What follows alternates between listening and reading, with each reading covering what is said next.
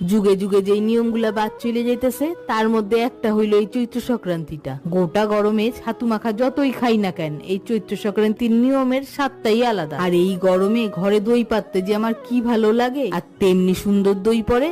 তাই সংক্রান্তির আগের দিনই দই বসায় দিছি। 1 লিটার দুধে 700 কইরা আঙুল সোয়া গরমে দই মিশায় বাটিতে দই মাখায়া গরম জায়গায় রাইখা 3 ঘন্টা দই পাতলেই হইল। সন্ধ্যা রাতেই দই দেখা মন খুশি হয়ে গেছিল।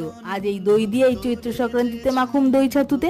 বাঙালি চৈত্র সংক্রান্তি মানে এই নিরামিষ পাতে গিমা তিতা আম টক। আর এই বছরের শেষ দিনে বাড়ির সবাই সকাল সকাল সান্ধুতি সাইরা জল খাবারে খই, চিড়া, ছাতু, দই, কলা, গুড়, মিষ্টি দিয়া মাখলাম। আর অনেকেই ঘরে দই পাততে ডরাও, এমন মাটির পাত্রে দই পাইতা দেখো মাখনের মতো দই বসবো। সরস্বতী পূজা আর এই চৈত্র সংক্রান্তির হাতে এই খই মাখা, এই স্বাদগুলা যেন পুরানো দিনের গন্ধ দেয়। সবার আগে লোলাটারে 1 মন্ড হাতে ধরাইলাম, কয় না যুগে